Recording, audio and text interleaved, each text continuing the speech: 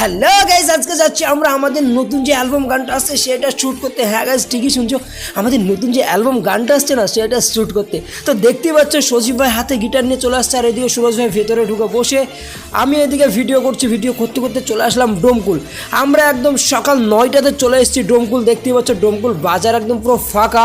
তো আমরা এখানে বসে আছি, প্রচণ্ড গরম লাগছে ভাই, কি বলবো। তো আমি গাড়ির ভেতরে ঢুকে এসি চালিয়ে বসলাম, আমাকে গরম লাগছে সেজন্য।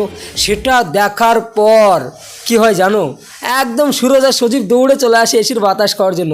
তারপর আমরা ওইখান থেকে চলে আসি এইখানে সে একটা কালো মস্তানের সঙ্গে দেখা।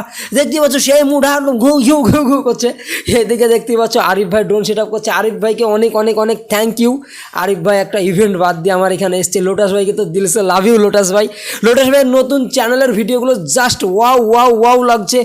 স্বপ্নের ডানা চ্যানেলের নাম, তোমরা ভিডিওগুলো দেখবে তো বলবে জাস্ট ওয়াও। তো যারা যারা দেখোনি